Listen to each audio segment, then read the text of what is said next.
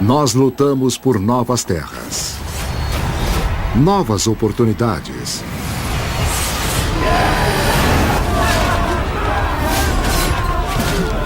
Lutamos pela riqueza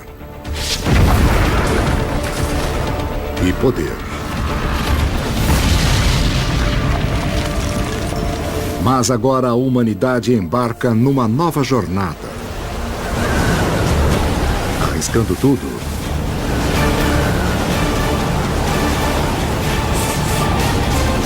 por um novo mundo. Em meio ao caos de um planeta implacável, a maioria das espécies irá se extinguir. Mas para uma delas, todas as peças se encaixarão. E uma série de chaves irá abrir um caminho para a humanidade triunfar. Esta é a nossa história. A história de todos nós. Humanidade, a história de todos nós.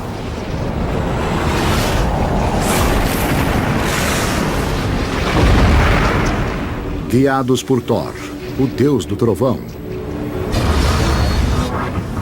os vikings partem para cruzar o mundo. Suas chalupas são velozes, robustas, projetadas para navegar nas águas mais traiçoeiras na Terra. A chalupa é como um veículo para qualquer tipo de água. Permite que os vikings penetrem e se aprofundem em qualquer lugar no planeta. Da Escandinávia, guerreiros avançam por toda a Europa, invadindo, colonizando, fundando novas cidades, conectando o mundo nórdico. Agora eles se dirigem para o oeste, atravessando o Oceano Atlântico. A humanidade numa nova jornada.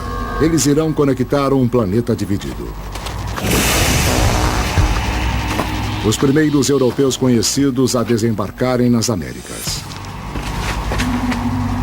Thorvald Eriksson. Explorador lendário. Um herói cuja bravura é lembrada em lendas vikings. Eles trouxeram o barco até onde pudessem ancorá-lo, e Thorvald andou com a sua tripulação até a praia. Este é um belo lugar, ele disse. Vou gostar de torná-lo meu lar.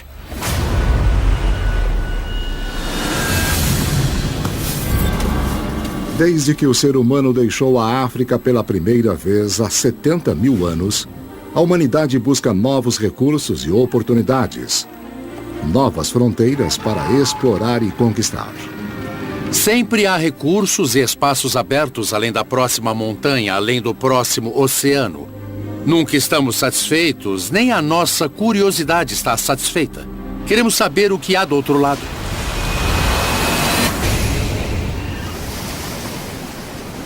Mas esta terra pertence ao povo Innu.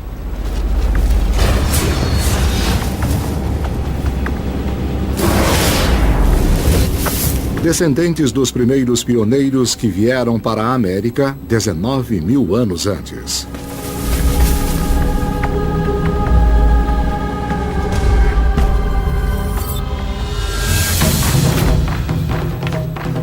$90 milhões de nativos americanos, 1/3 da população do planeta, isolados do resto do mundo. Até agora. Eram como alienígenas do espaço sideral pousando na sua praia. Eles eram estranhos, pareciam meio pálidos e cinzentos. O povo Innu são caçadores especialistas. Armados com flechas com ponta de pedra, são velozes, silenciosos, mortais. Os Innus eram um povo que caçava. Eles caçavam caribus, alces, ursos. Se conseguiam derrubar um grande alce com suas flechas, certamente derrubariam um viking.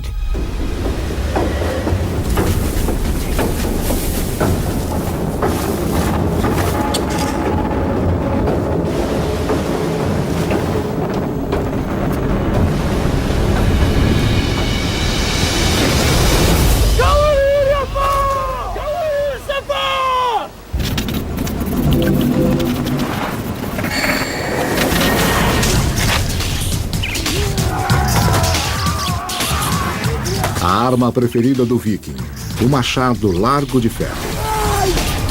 Projetado para abrir um crânio com um único golpe.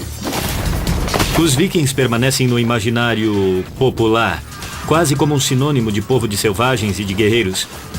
A verdade é que eram um pouco das duas coisas.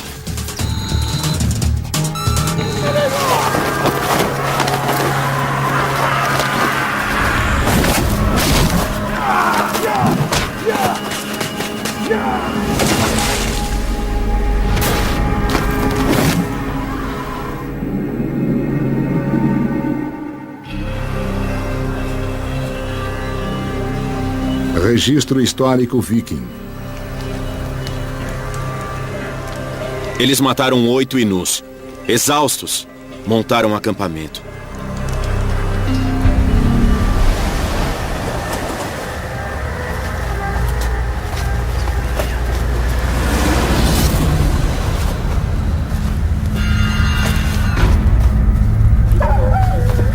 De repente, eles foram surpreendidos por um grito.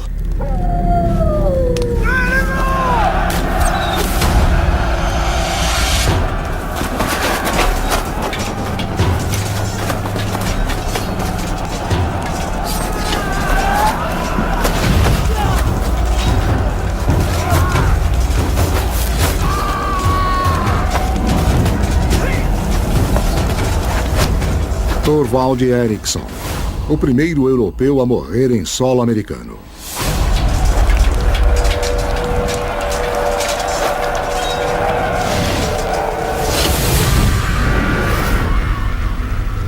Passarão 500 anos, antes que outro europeu pise no Novo Mundo.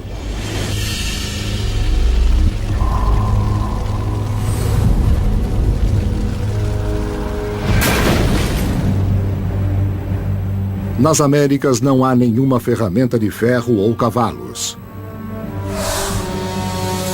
Nenhum veículo com rodas. Mesmo assim, o povo americano ergueu grandes monumentos milhares de anos antes do povo egípcio. Eles mapearam as estrelas com a mesma precisão que qualquer astrônomo na Europa. Em um lago no alto de uma montanha no México, eles construíram uma das maiores cidades do planeta. Tenochtitlan, capital do Império Azteca.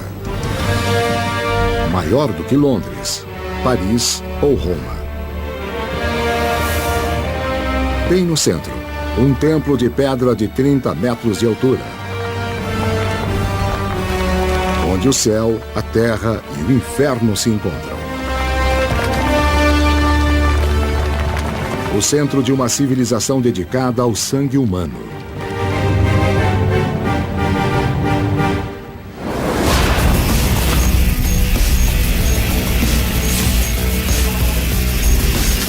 A 160 quilômetros da cidade,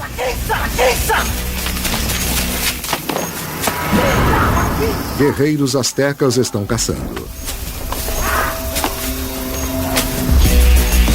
Sua presa não é animal, mas humana.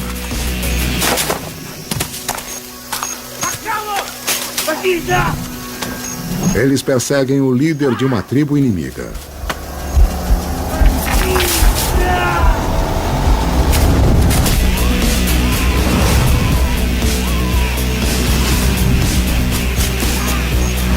Mas o objetivo não é matar. Eles precisam levá-lo vivo.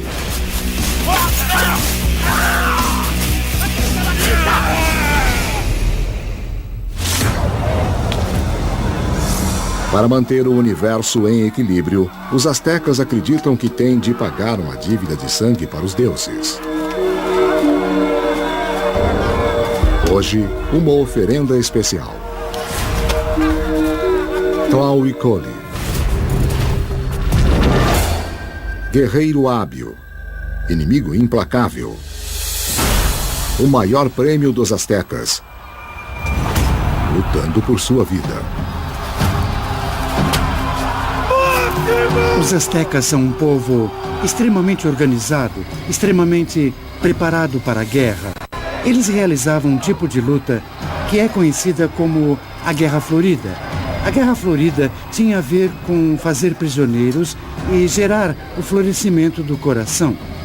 Por isso havia o sacrifício, porque florescer o coração dava vitalidade ao sol, para que o universo pudesse seguir vivendo e com ele o homem. Os homens astecas são treinados para a luta desde a puberdade. Os mais ferozes tornam-se guerreiros jaguar. Suas armas não eram de metal.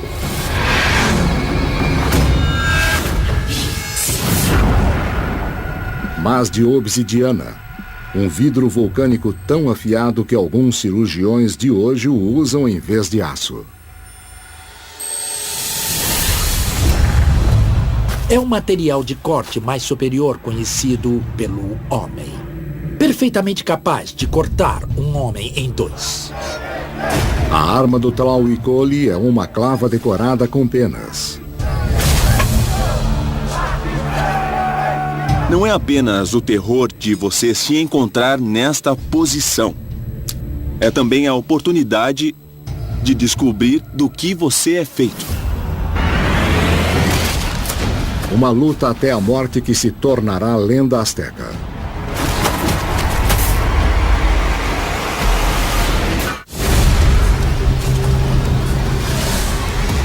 Tenochtitlan, México.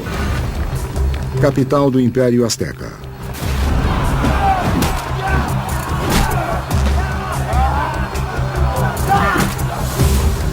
Um guerreiro prisioneiro luta por sua vida.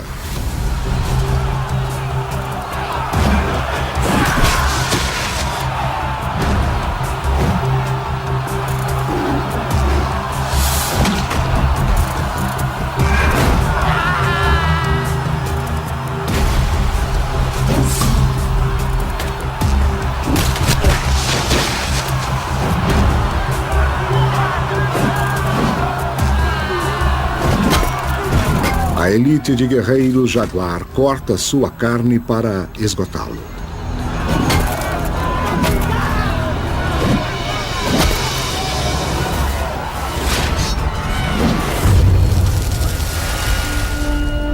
Os astecas criaram uma das mais sofisticadas civilizações no planeta. Uma grande cidade com leis contra a embriaguez, roubo e adultério. Educação compulsória, 3 séculos e meio antes dos Estados Unidos. Uma cidade de filósofos, poetas, matemáticos.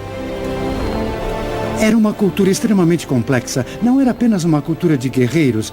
Havia sacerdotes, artesãos, artistas excelentes, construtores, arquitetos.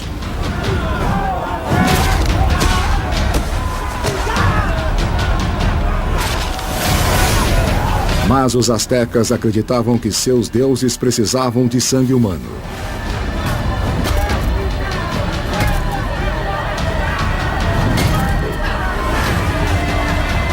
Oito homens caíram e Tlauicoli ainda está de pé.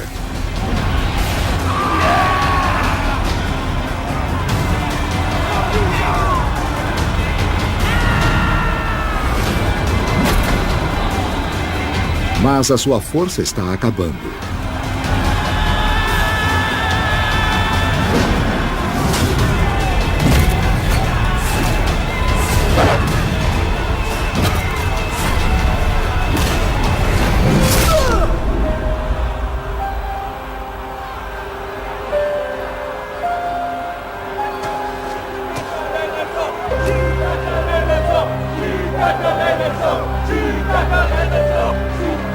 O guerreiro que o derruba irá vestir a sua pele esfolada por 20 dias. Sua família comerá a carne dele, o que lhe dará o status de deuses.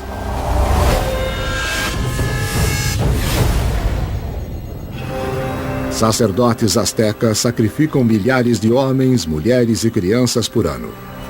Até 20.000 em uma de suas cerimônias mais importantes, em um dos maiores atos de sacrifício humano na história. Os astecas eram muito filosóficos sobre a morte. A morte é o que dá sentido à vida. E assim a ideia da morte torna o aqui e agora mais agradável e muito mais belo.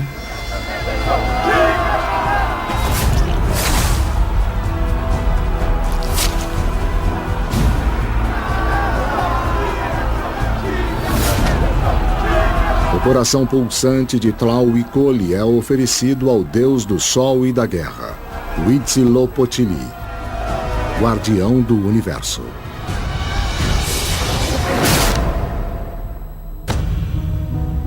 Em retorno, os astecas acreditam: o sangue dele garantirá uma colheita farta.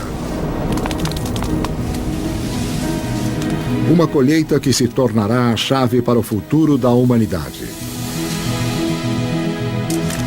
Milho. Há 6.000 anos, os primeiros agricultores nas Américas transformaram uma planta daninha em um cereal que produz mais calorias por meio hectare que qualquer outro, com quase o mesmo tanto de gene que o ser humano. É encontrado em 1/4 de todos os produtos de supermercado que compramos atualmente.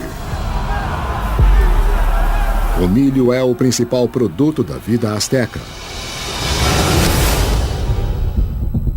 Mas enquanto o poder asteca atinge o seu auge, eventos de 11.000 quilômetros de distância estão para mudar o mundo deles para sempre. Constantinopla, a capital oriental do mundo cristão. Fundada pelo primeiro imperador cristão de Roma, Constantino.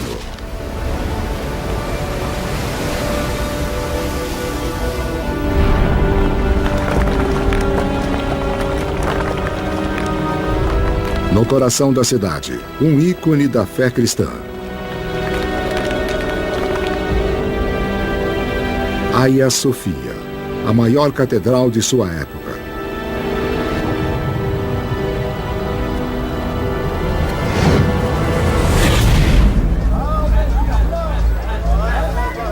O ano é 1453.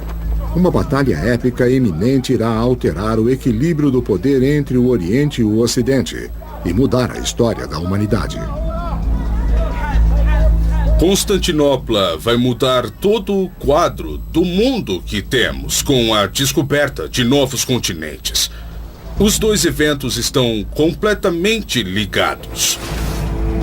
Constantinopla está cercada pelos turcos otomanos, um exército islâmico de 70.000 homens.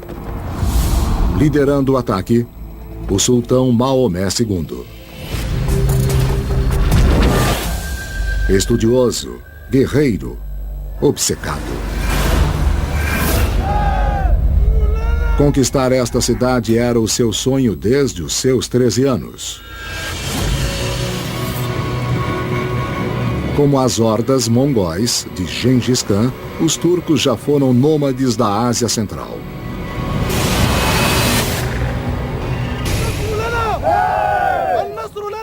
Se Maomé tomar Constantinopla, ele irá controlar as principais rotas de comércio entre o Oriente e o Ocidente, e as cidades com grande comércio de especiarias.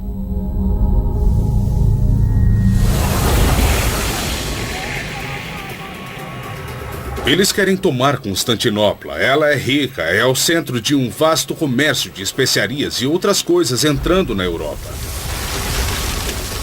Um grão seco totaliza 2/3 do comércio de especiarias para a Europa.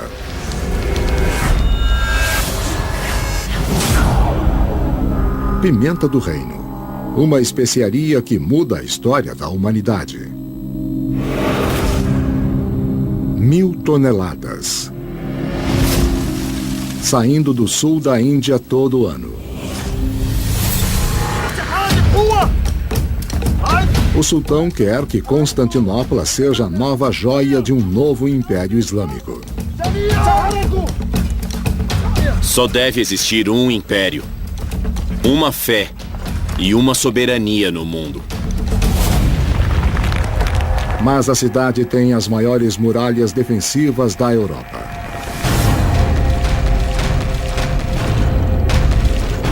6,5 km de comprimento. Mais de 30 metros de altura.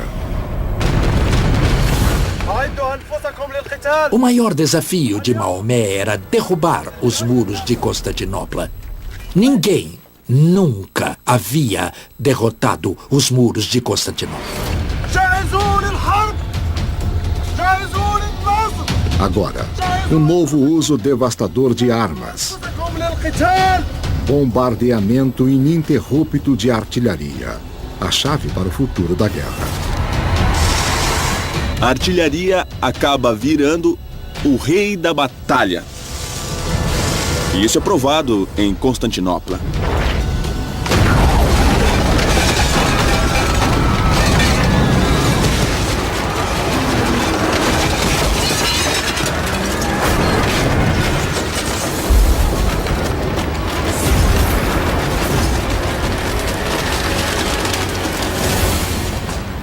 O destino de Constantinopla mudará vidas em cada canto do planeta.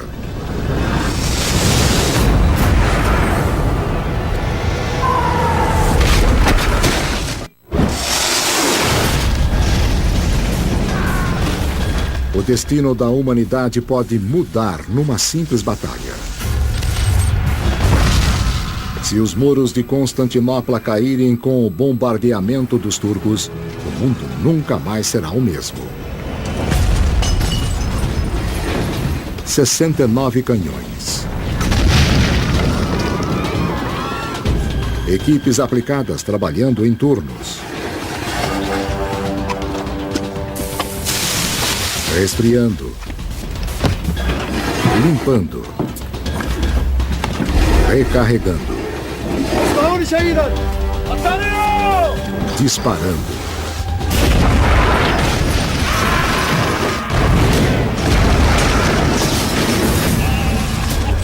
Cada canhão era carregado com 10 bolas de pedra.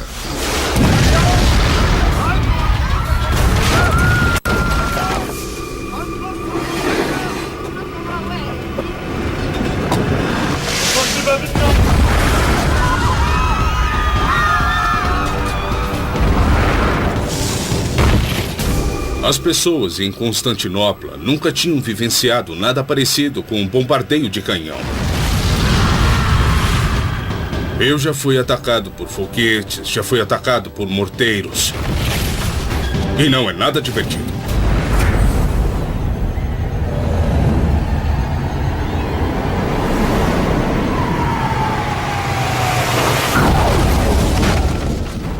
A cidade foi atacada sem parar por 53 dias. As enormes balas de canhão voavam sobre os muros e arrebentavam as casas da cidade. E quando se chocavam no chão, as pedras se despedaçavam e espalhavam uma chuva de estilhaços afiados que matavam, mutilavam e dilaceravam num raio de centenas de metros.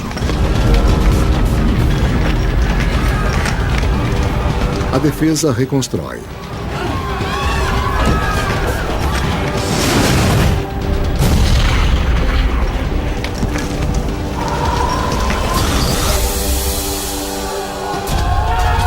Mas Maomé consegue invadir.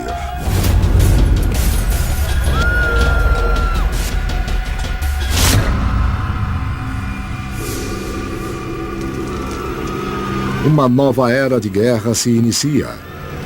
Muros de pedras não nos protegem mais. Constantinopla conseguiu resistir por um século. Até o meu xará Maomé, o Conquistador, trazer suas tribos turcas e conseguir invadir Constantinopla. E naquele único lance engenhoso, desequilibrou o eixo da história humana, tomou uma parte do planeta que tinha preservado o cristianismo e a tornou islâmica.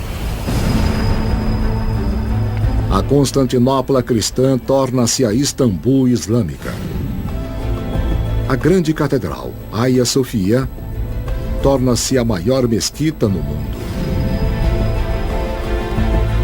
As rotas mais importantes do mundo agora estão nas mãos de um novo império, hostil ao Ocidente, forçando os europeus a buscar uma nova rota para as riquezas do Oriente.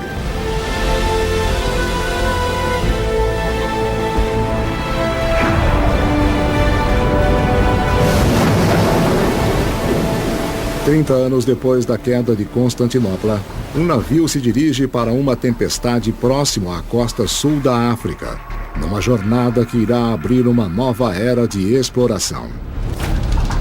No comando está o explorador português Bartolomeu Dias. Um nobre rico, marinheiro experiente, pronto para se arriscar.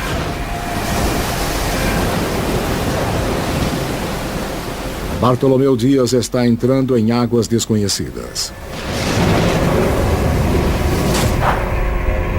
em busca de uma nova rota para a Índia pela ponta sul da África. Estes barcos eram difíceis de navegar. E mesmo assim as pessoas entravam neles e navegavam pelos oceanos. É realmente extraordinário a quantidade desses navios que nunca voltaram.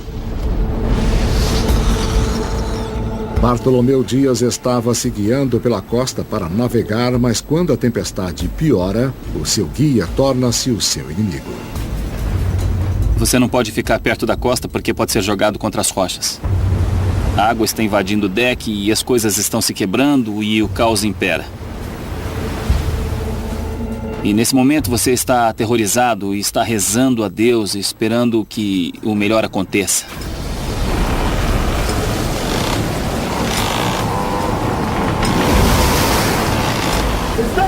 Agora, Bartolomeu Dias deve fazer uma escolha que irá determinar o futuro para todos nós. Navegar em águas desconhecidas ou arriscar morrer nas rochas.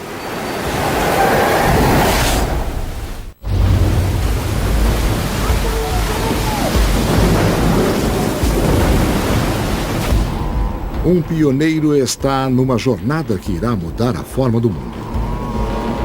Pego numa tempestade perto da costa da África, em busca de uma nova rota marítima para o Oriente, Bartolomeu Dias tem duas opções: arriscar a morte nas rochas ou rumar para o Oceano Atlântico e para o desconhecido. Ele abaixa as velas redondas e confia na antiga tecnologia romana que se tornará a chave para uma nova era de exploração. A vela latina ou triangular. A vela funciona como uma asa. Ela cria ascensão como uma asa de avião. E se você tiver um timoneiro forte, capaz de pilotar o navio para a direção do vento, vai transmitir toda a energia no movimento para frente. No mínimo, você pode ir contra o vento para frente. Talvez você consiga se afastar das rochas e não colidir e nem destruir o seu barco. Bartolomeu Dias vira o barco e se dirige para as águas desconhecidas do Atlântico Sul, arriscando tudo se não conseguir encontrar seu caminho de volta para a costa.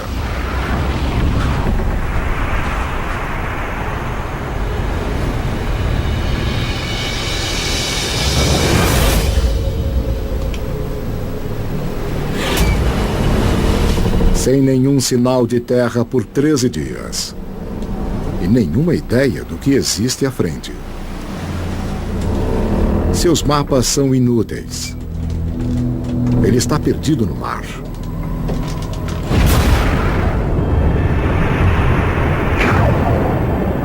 Seu destino agora depende de uma poderosa força da natureza sob as ondas.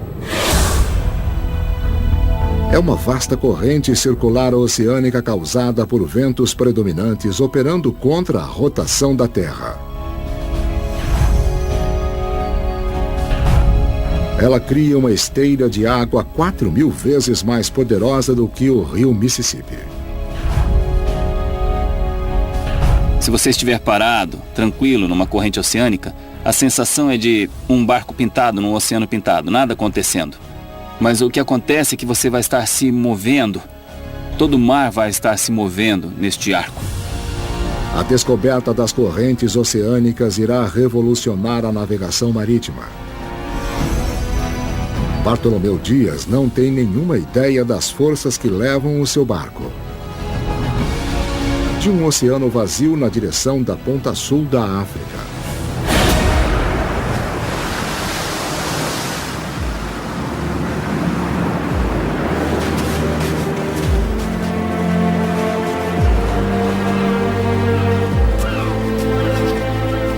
Bartolomeu Dias reivindica a terra em nome de Deus e do país. Ela será conhecida como o Cabo da Boa Esperança. É a chave para uma nova rota marítima para o Oriente, desviando de Constantinopla. Uma passagem direta para a Índia. Dentro de 50 anos, ela se tornará uma das mais movimentadas passagens de comércio no mundo. Serão 44 mil toneladas de mercadorias passando pelo cabo todo ano, construindo novos impérios, novas conexões e um novo futuro.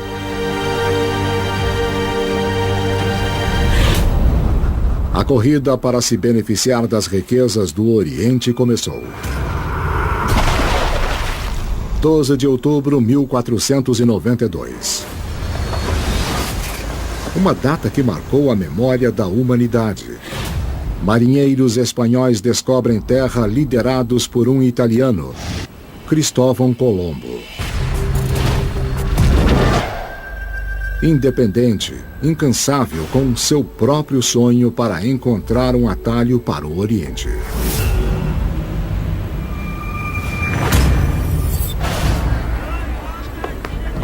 Seu plano era navegar pelo oeste para a China. Ele calcula que a jornada da Espanha levará apenas 21 dias. Ele subestima a distância por mais de 11 mil quilômetros. Isto chama a atenção porque qualquer pessoa educada na época saberia que Colombo estava errado. O descobrimento de Colombo é algo que carece de toda seriedade nesta altura da situação. Uma pessoa que encontra o mundo e não sabe qual é e morre pensando que chegou na China. Sem desanimar, convencido de que está certo, Colombo viaja por toda a Europa implorando apoio para sua jornada. Os monarcas espanhóis Fernando e Isabel dão algum dinheiro, mas mal dá para custear a expedição. É como se uma pessoa rica, assim, apostasse $100 no pôquer, sem muita expectativa, mas pode gastar esse dinheiro.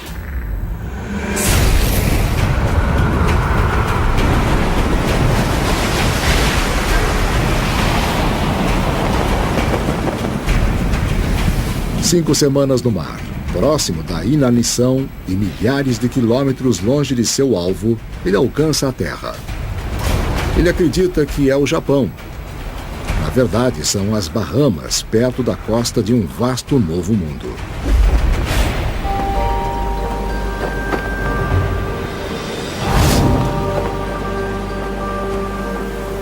As Américas.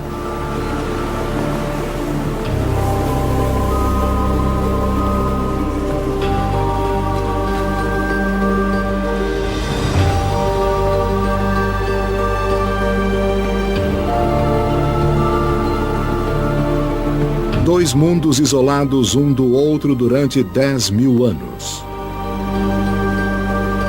Não é só um grande evento na história, é um grande evento na história da vida. Para mim, foi um fenômeno fortuito e formidável. Para os dois continentes. Eu posso dizer que estou aqui graças a esta conquista. As Bahamas são o lar do povo taíno. Colombo vê essas pessoas pelos padrões europeus e as considera bem altas, bem saudáveis, bem bonitas e vivendo num estado de abundância. Colombo registra o primeiro encontro com elas. As pessoas ficavam nos chamando e agradecendo a Deus. Como se tivéssemos vindo do céu. Eu os presenteei com chapéus vermelhos e contas. E eles ficaram muito encantados. E maravilhosamente apegados a nós.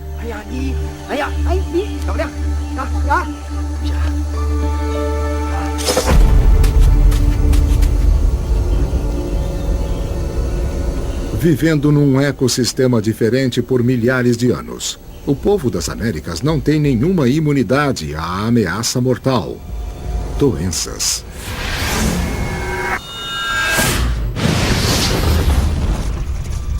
Os europeus nadavam nesta mistura de bactérias e vírus, que não existia de forma alguma por lá. É o primeiro contato com um assassino invisível que um dia mudará o destino do Novo Mundo.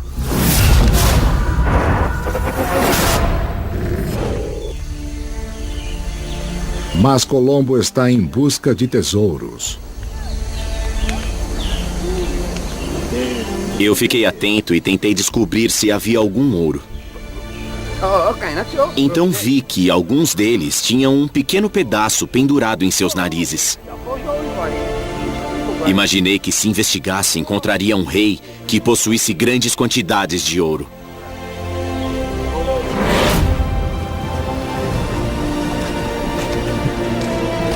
Colombo retorna para a Espanha como herói. Sua jornada abrirá com portas como enxurrada.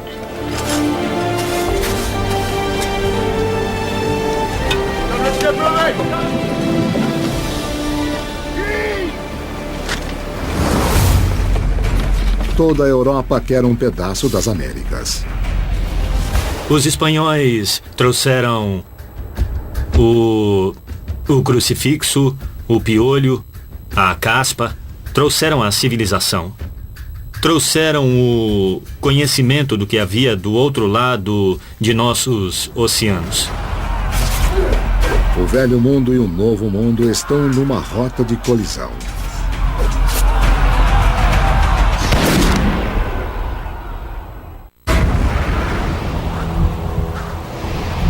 Tenochtitlan, México.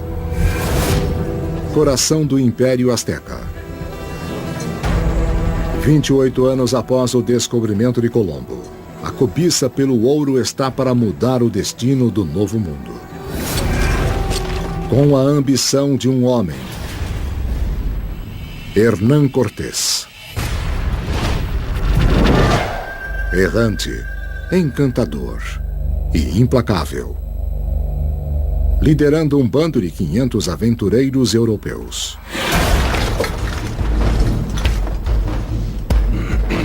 Cortés era muito manipulador e muito inteligente. Ele sabia como motivar as pessoas. O objetivo era ouro, e isso, claro, era a principal motivação.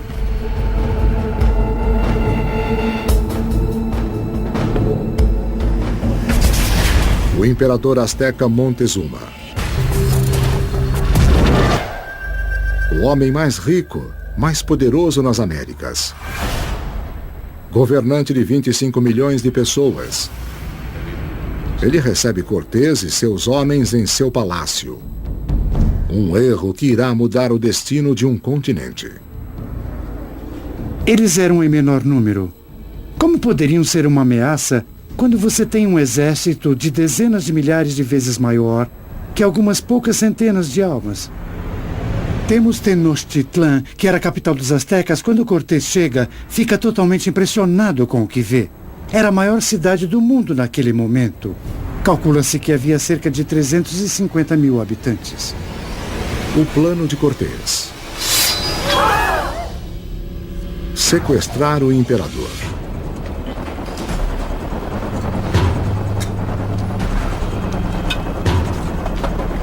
Ele calculou que, se conseguisse mostrar que poderia tomar posse nesse nível, sabe, aprisionando o chefe do império, então talvez o resto dos dominós caísse. O tesouro de Montezuma estava cheio de ouro.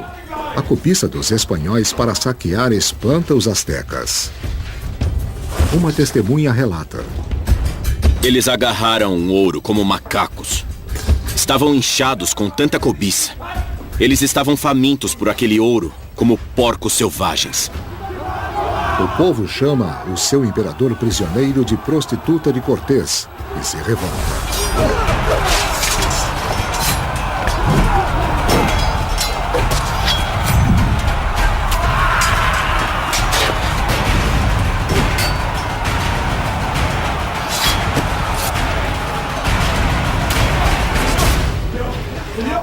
Preso dentro do palácio, Cortés é avisado por seus homens.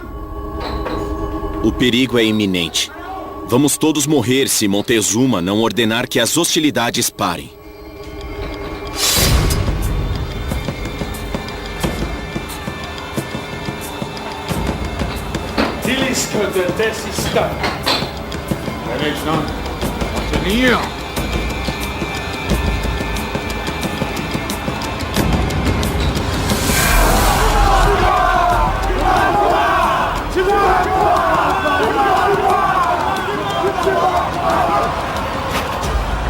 Habla tu mujer, Shimon Tia.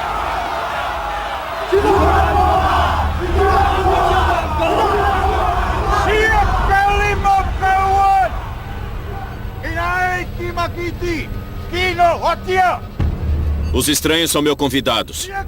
Larguem suas armas.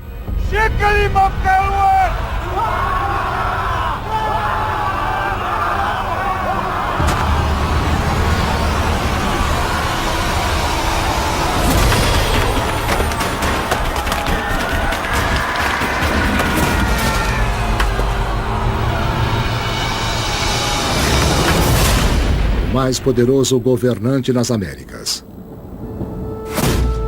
é assassinado por seu próprio povo. Houve uma oposição extremamente violenta. Um dos primeiros massacres do mundo indígena acontece entre os astecas e os espanhóis de Cortés. Inclusive a primeira batalha, o primeiro contato dos indígenas com o cavalo aconteceu contra as hostes de Cortés.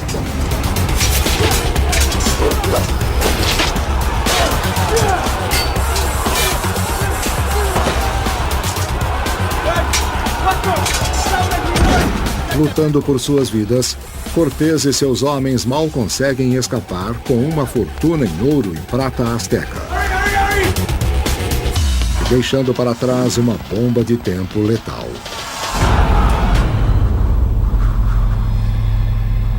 Os conquistadores entraram em guerra com os astecas.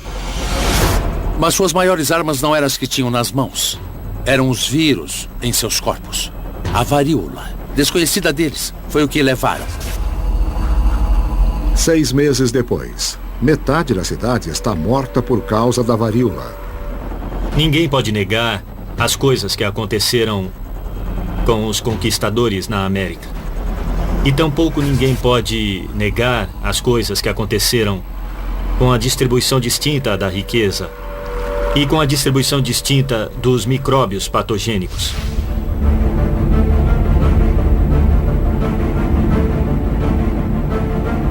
Onze meses depois de ter escapado, Cortés retorna.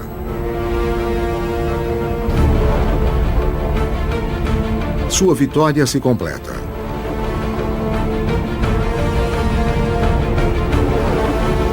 Ele havia sequestrado o poderoso Império Azteca.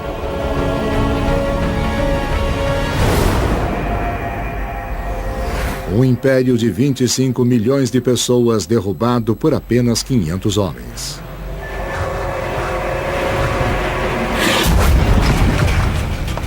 A busca por luxo e poder envia pioneiros do outro lado de oceanos, à procura de oportunidades.